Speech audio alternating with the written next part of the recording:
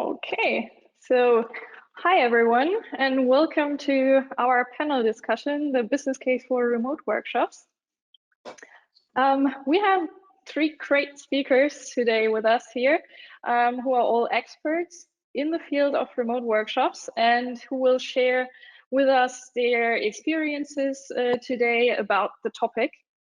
So to the audience first, so if you have any questions during the session, please feel free to write them via chat. We will try to answer all of them during our discussion. If we can't answer them, we will get back to you afterwards, but we try to. So to start, my name is Carolin Metzger. I'm head of design at Sovanta and manager of our beautiful Hamburg office. Yeah, we're also part of the SAP AppHausNetwork. Yeah, Andreas will tell us a little bit more about this topic later on. Yeah, and I'm happy to be able to talk to you about a topic that has become really relevant in the last month and is just right now gaining more and more importance again in Germany, but also worldwide. So yeah, our three speakers today are all part of the SAP AppHausNetwork, the whole network family. We also have some of our network partners in the audience. And we have, yeah, they all have great experience in the field of user-centered design and workshop facilitation. We have with us Andreas Hauser, the Senior Vice President of the SAP AppHausNetwork.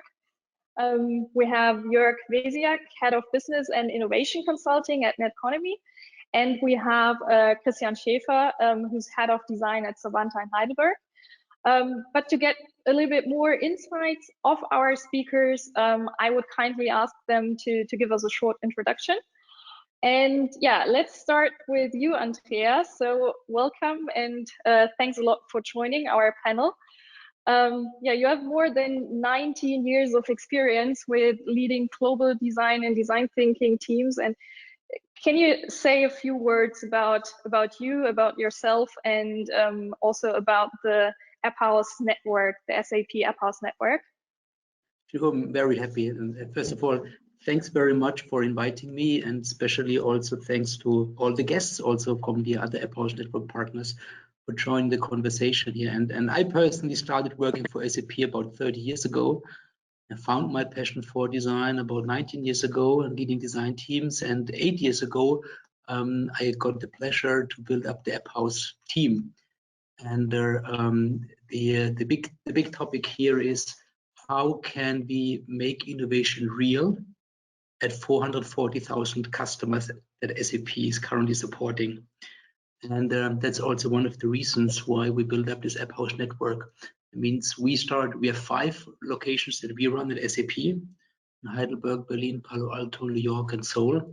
And my big topic was how can we scale this more globally, all over the world. And then we started doing this with partners. We have now 12 partners all over the world, from Australia, Hamburg, Austria, Russia, all over the world, where partners apply a human-centered approach of innovation to make innovation real. This is why design, user experience is so important, because what I fundamentally believe is that it all starts with people, and technology is the enabler to make innovation real.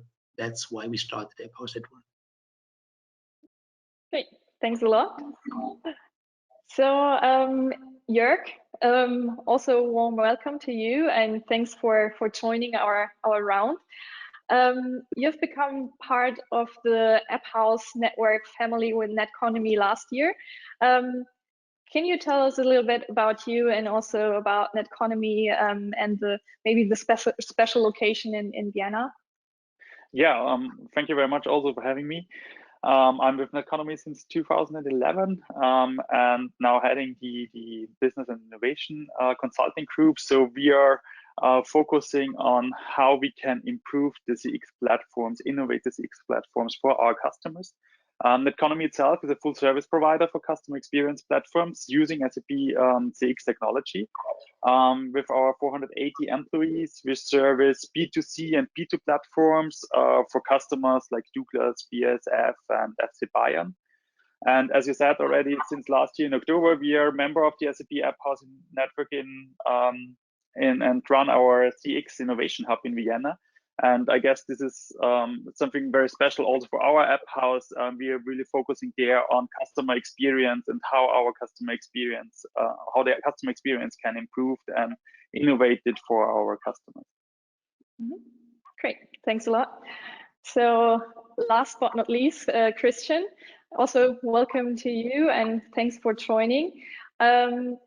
You're at Sovanta since almost 9 years now, but you're also teaching at Mannheim University. Can you please complete the round, say some words about you and your work? Sure, thanks for having me. Our goal at Sovanta is to combine the power of SAP with unbeaten user experience, and our core belief is that great user experience equals great business value. That's why you should invest into user experience in the first place.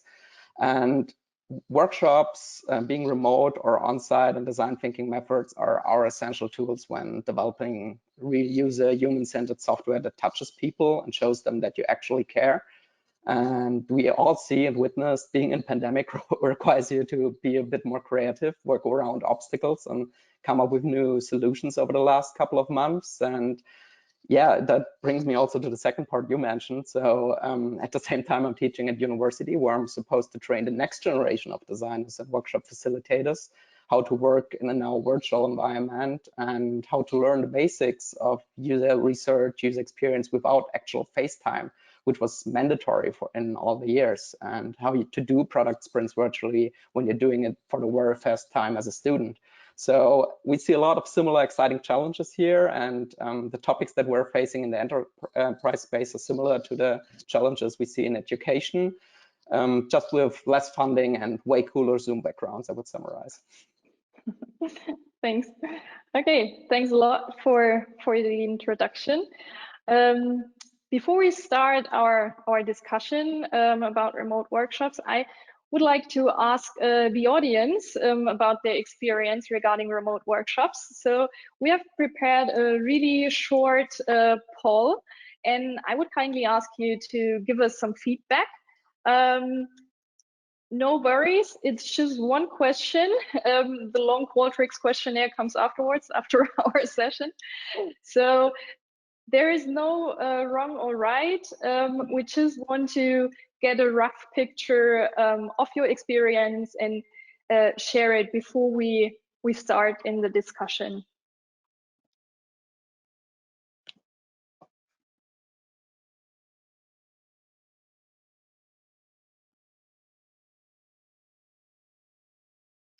Okay, so last chance to answer. Okay, so thanks for answering. Yeah, positive news. So we have mainly good experience with remote workshops. So yeah, the majority, 52% have mainly good experience, 10% rather bad. So we can hopefully improve that. 24% are indifferent. So yeah, probably there is a way to improve, and 40% of you have no experience at all. So hopefully this will change after our discussion and you all start your remote workshop project. Yeah, so thanks for sharing this. And I think we can start with this, our panel discussion and our first questions. So yeah, Andreas, Jörg, Christian, you all have a lot of experience with remote workshops and hopefully good ones. Jörg, to start with you, Andreas has already talked about the SAP AppHausNetwork. Yeah, it's a community of creative spaces all around the world. So yeah, the physical space is an important aspect. Can you tell us what role the physical space play for the network, or also for you for NETCONOMY and your work? Yeah, sure. The physical network, the physical space, more or less interrupts the working routine of workshop participants. So they have to leave the common office building where they are used to go in and where they are used to work in. And in an open physical space, they can really gather great innovative ideas. So this has every AppHaus location in common. So you see in the background our space. So you see there's a lot of open areas, moving walls, where can people bring up their ideas, share it, discuss it, and build ideas on other ideas. And that's exactly how we can innovate business cases, create business cases, and at the end also discuss how we can build and run that at the end, so that this innovation is not just an idea, it can also be implemented. And with the COVID-19 situation and also the related lockdowns we had, especially in the first half of the year, our challenge was to provide an open and innovation space, and this emotion we can create in a physical space also virtually. And this was, of course, also something we really invested time by ourselves, how we can transform this emotions virtually. And yeah, after having that for around more than a half year and doing workshops and innovation workshops remotely, I think this really works out very well. Mm-hmm. Yeah. So like you said, beginning of this year, a lot changed. So companies has to close their offices, switch to home office, remote work. So how do you think this is also influence the role of the network? So because there is no physical space anymore, or not in that in that importance. Well, of course, there's still the physical space, but now it's also, we can also provide our concepts also virtually. And I guess this is also a big evolution the whole AppHausNetwork had. So to have going from a location to its concept. So now we are able to run the same thing, which we can run physical, also virtual and remote. And I guess this is a big step. And so this also doesn't stop us or our customers to drive innovation and go forward, even in very tough times as we are now. Yeah, good point. So it makes it easier to share and to collaborate. Yeah, Andreas? I want to add, I think the AppHausNetwork has 5 elements. It starts with the people who has to have the skills in running a human-centered approach. I mean, it starts with a team. It's the process, the approach, and for sure it's the space, but it's not, the space is only one element of it. Never ever start with the space. You have to have the team with the right skills, the right approach, the right leadership, and you need to have the technology foundation to make it real. And I think we should not focus too much such on the space, because this leads to the wrong perception.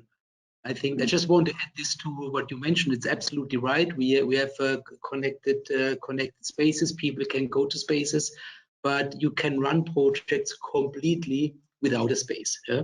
But what Jörg mentioned, I think what we transfer now also into the remote workshops, the remote collaboration, is a similar feeling and similar things that we want to achieve remotely as we did it in a space. And this is one of the challenges also with the remote collaboration. Yeah, good point. So I think, I mean, the situation not only changed for us or for you, it also changed for our customers, our clients. They have to continue with their projects, with their work. So for them, it was also a complete new situation. Andreas, can you give us some insights? Tell us about some customer projects. How did this go? Yeah, I'm very happy. I think, you know, our goal is to create lots of customer projects in a human-centered approach and make innovation real. And to be very honest, if I would have asked my team in the beginning or before the pandemic started that we now do everything remotely, everybody would have said no chance. Yeah. But to be honest, we adapted to the situation and we all learned and we tried it out. And to be honest, we were very surprised. And I was also surprised that we had no big change in the number of projects where we were running, the number of successes we created. It didn't have a huge impact. And tell you about some customer stories. And I think for sure there was one project at Gazprom, trading and marketing within UK, where the plan was to have an on-site workshop in the UK. And this was probably one day after the pandemic started. And within one day, the team had to adapt to do the whole thing remotely. And that's what we start typically with an exploration workshop, finding out the right use case. In their case, at Gazprom, they wanted to do the financials planning for the IT budget. And we had to involve multiple different users and people from all even different organizations within the customer organizations. That means this was really within one day organized by the team. Customer was a little bit hesitant in the beginning. Is this possible?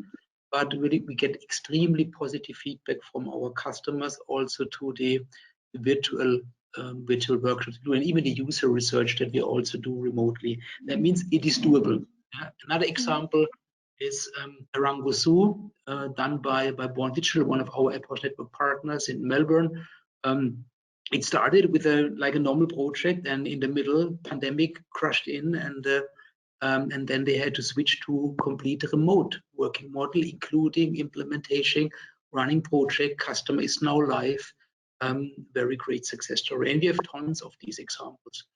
And there are many learnings. We're going to talk about this later on also.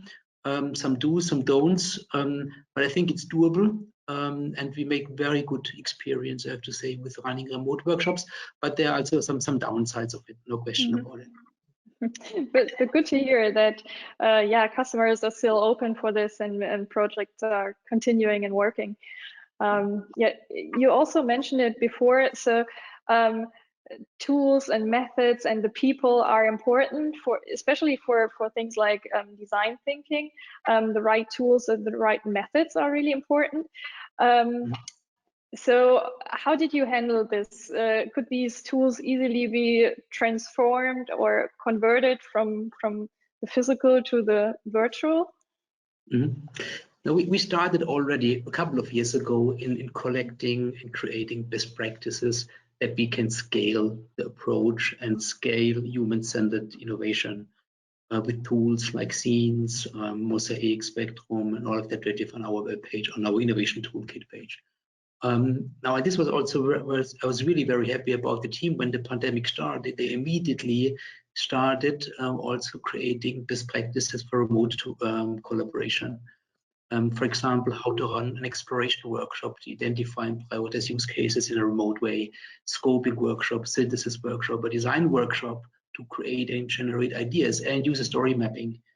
And what the team did, and it's available for free on our webpage, they created Mural templates that everybody can just use. And it's definitely helpful to, if you have never done this before, here's some best practices with the hundreds of these kind of projects in the past, and collected our learnings and brought them into this toolkit. That means if you go to our webpage, I'm happy to share this also in the chat, that you get some best practices how to run such workshops using Mural. And one good story was also, and this was also one of the challenges in the beginning of the pandemic, some customers were not set up that people can work from home, not having a laptop, things like that.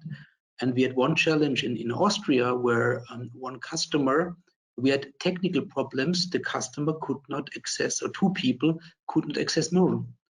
That means what the way how the coaches reacted is, now they chatted, I think via the phone with the participants, and they entered the post-its and what they wanted to say into the Mural tool, whatever they entered into the chat. That means very dynamically the coaches also reacted on such situations, but it's also a question of the technical capabilities and also the technical savviness of people. Yeah, good point. So you already listed some of the different formats. Is there any kind of project, kind of format where you say this doesn't work remotely, or does everything work remotely? Maybe this is also interesting for our audience, for clients who are asking what kind of projects work and what not. I think, to be honest, in general, you can do everything remotely. The big topic is what I see, what the big value of our engagement is also the personal bonding. When we work with our customers, the people in IT, in business, This is, to be honest, a little bit challenging. Why just remotely? That means at least you need to see the people on video. But you know, when we have a customer project in the evening, we go having a beer or getting for a dinner together, and this builds up a personal relationship where you talk about things outside also of business. And because we want to build up a long-term trustful relationship with the customer, it's harder doing this virtually. For sure, you can run a project, no question. And for me, already an outlook to the end of it, it's a combination ideally of both. There are lots of advantages with the virtual setup, because you can experts from all over the world just for a couple of hours together. It was very difficult in a physical workshop sometimes. However, what we lose a little bit is the bonding, the long-term bonding, not just a one-off project. What you lose a little bit with the virtual setup. Mm-hmm. Yeah. So and Andreas, you just mentioned this.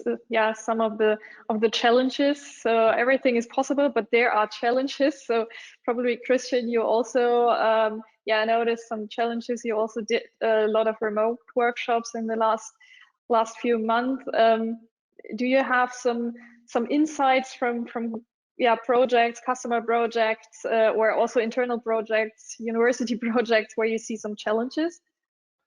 Yeah, let me double down on what Andreas just mentioned. I think the technical issues were one of the main challenges right in the beginning, especially on our customer side. So those are related to device setting, access restrictions on their own machine, home office bandwidth, the ability to turn on the camera or the microphone on their corporate devices. So my recommendation here is to keep your technology stack as simple and as easy to use. So reduce your tooling, reduce the logins to a minimum. There are amazing and great tools out there like Miro, like Miro, but don't overdo it from a technology perspective. I think simpler is better in the here. And yeah, you can work around pretty much everything, every restriction, every challenge, but you need to be prepared, and you have to have proper checklists, documentation for the troubleshooting. So preparation is even more key for a remote setup than it is in the offline world, I would say. And remind yourself that remote work is a paradigm shift for a lot of companies out there. So in the beginning of the pandemic, a lot of our customers were not even allowed to join a web session with the camera on, because this was not the way to work in the past. And because they saw it as a security risk, or they just did not do it for the last 20 years. And at the same time, we recommend our clients and even require them to turn on their cameras to do a proper workshop scenario with us. You need to build up empathy. You need to see each other in the eyes. And this is important to keep everyone active and engaged. You don't want to lose someone during the workshop doing their emails or doing virtual grocery shopping on Amazon, or etc. So you need to have commitment for the people to join the session and actually participate. But to do that, you need to keep it exciting. You need to keep it fresh. And working together in the same location makes it way, way easier to do that, to keep everyone highly engaged and accountable. But when you have a distributed team, you have to work even harder to keep them focused on the task at hand, and keep them away from all the beautiful distractions the internet has to offer. Nice description. I mean, there are a lot of challenges you just described, but Andreas, you also mentioned already, there are also advantages. So Christian, do you also have some examples of advantages that now arise with a remote format? Sure.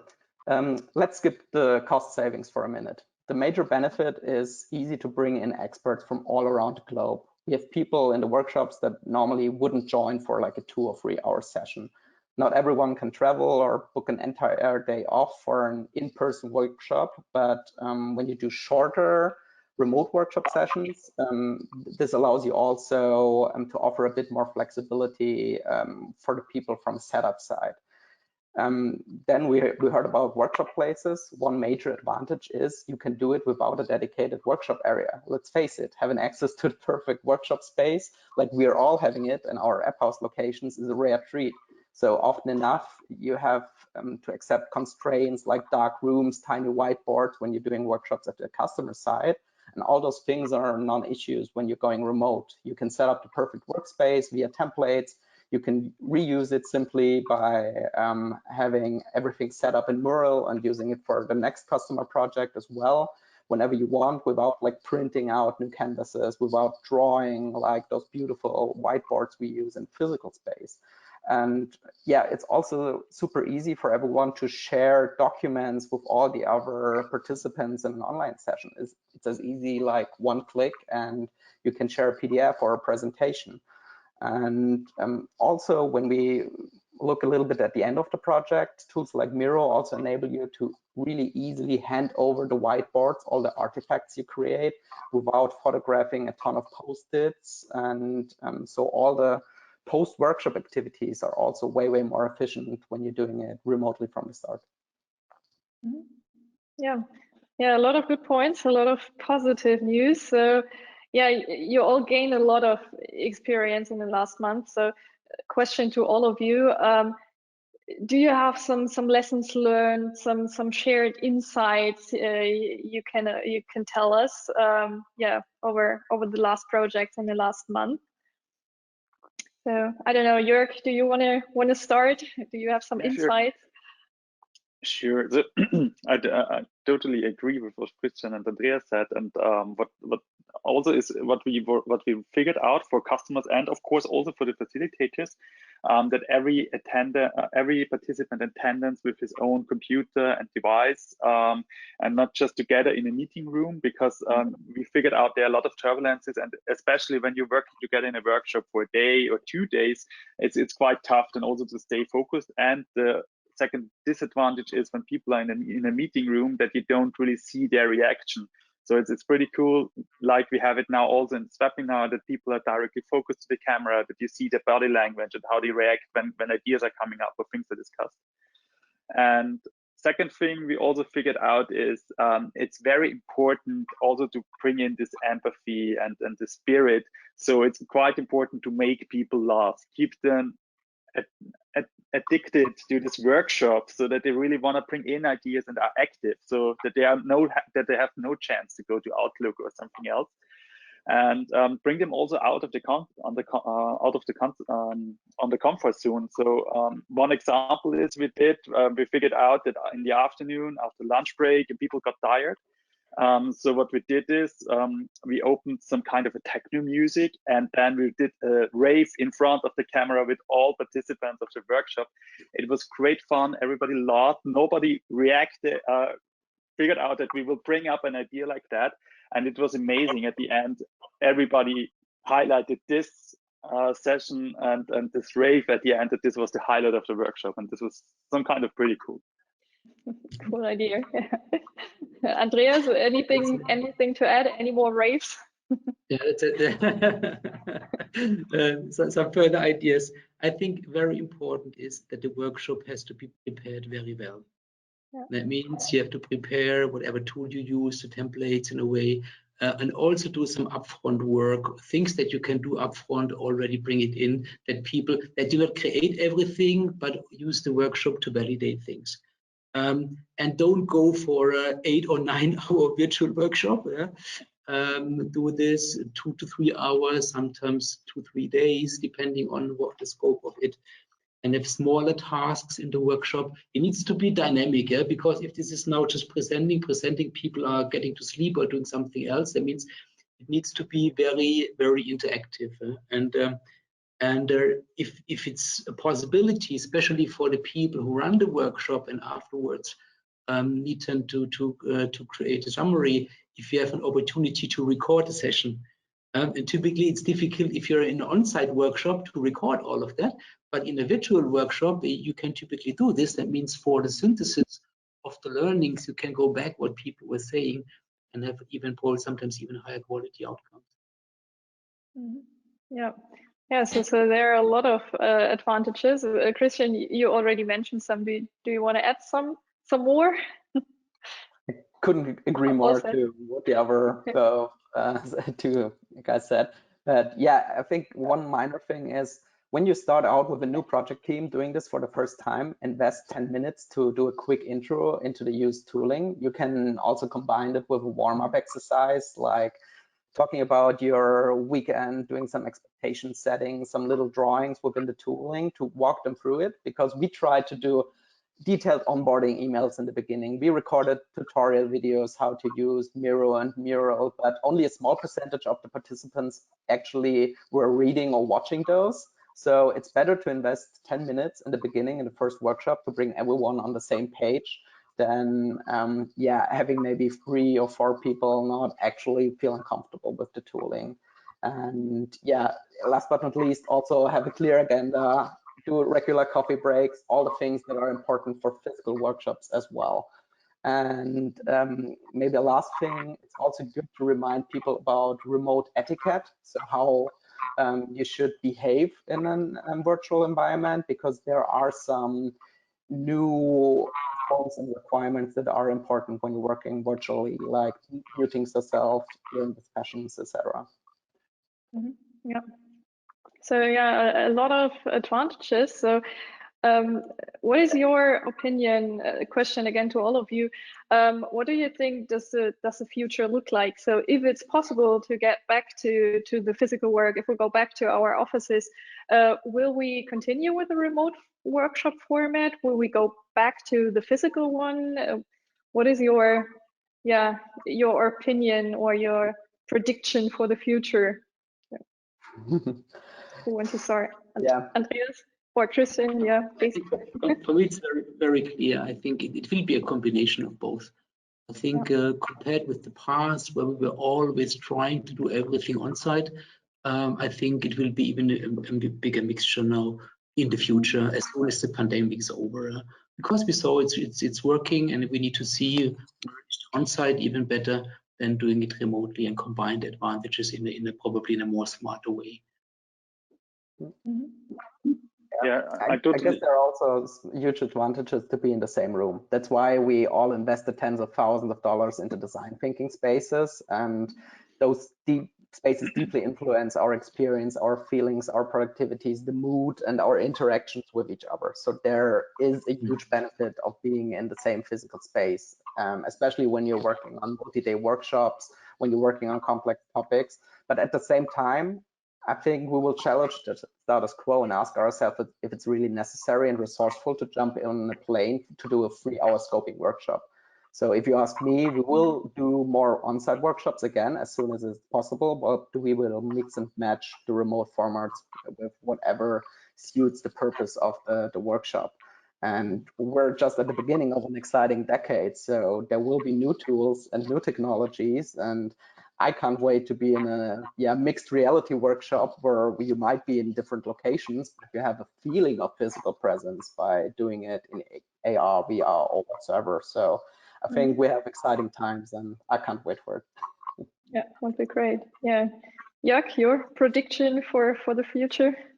Yeah, I think that it will definitely be a mixture, and I'm pretty sure that as now the barrier to do remote shops is completely low because everybody now is used to it.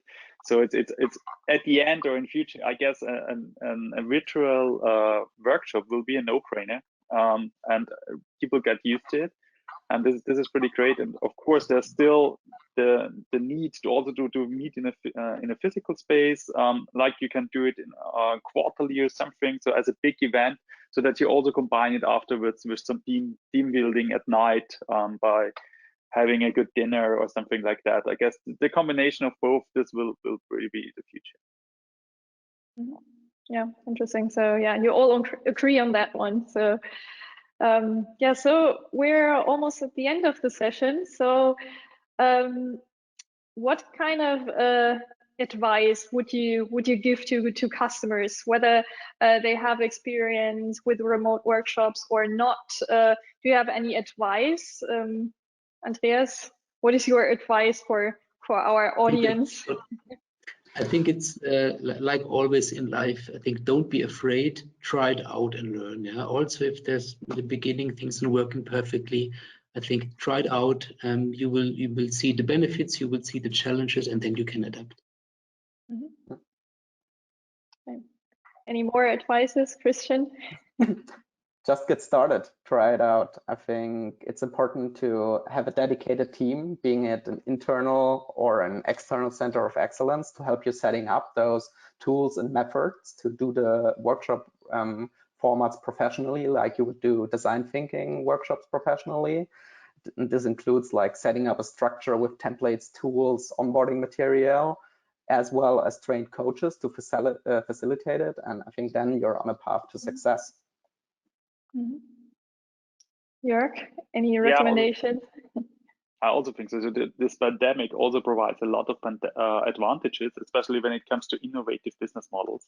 And to build that up, and the best chance to do that is now. So you really have to start now. There's no reason to wait. We are all able to do workshops remotely. We can build up business models and innovative ideas. So you definitely have to start now to use these advantages from this pandemic. Yeah. So as the last thing, we just got one question from the audience, but I think it's good.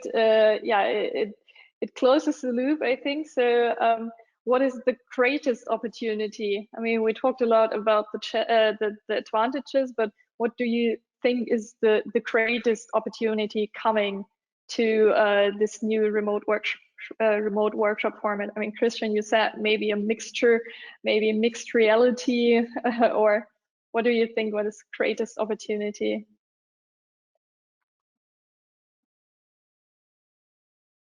Christian, any more ideas? No, to all of you. All of you. No. I think that if you ask me to summarize where the opportunity lies, I think we can bring together people in workshop formats which would have not been possible before. So even for shorter formats, to be a little bit more flexible on the staffing of an actual workshop, because to be completely honest, what we saw in the past, what's difficult is to bring the right people on the table at the same location at the same day. And that just became way more easier by doing it remotely. And I think it's a great opportunity to think about ways, as all of you mentioned, that the physical space creates a certain feeling, because you feel differently. I think there's a great opportunity to look into the opportunities now in the virtual setup. How can you create a similar feeling with AR, with VR, whatever it is, to look for new opportunities, also to get us to the next level. Yeah, so I think it can be a great opportunity. I think we created a lot, or you like you just mentioned, reported, you created so many things, so many creative new ways, new solutions. So I think there is a lot to come still. So we have a lot of interesting ways of keep the projects ongoing, work close to customers, with customers, no matter where they are.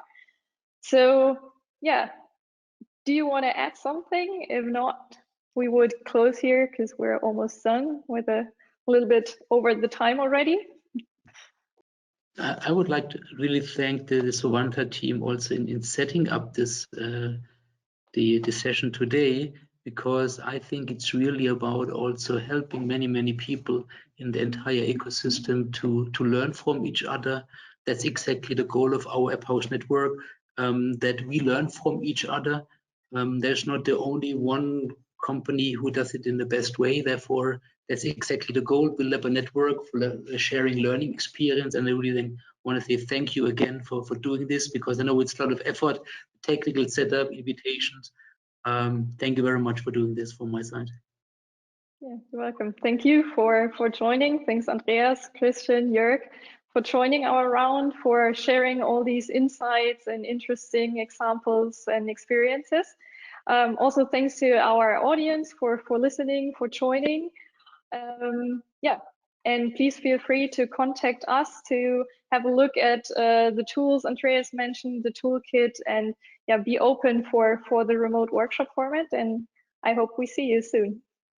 Thank you. Bye-bye. Thanks a lot. Bye-bye. Bye. Bye. Bye.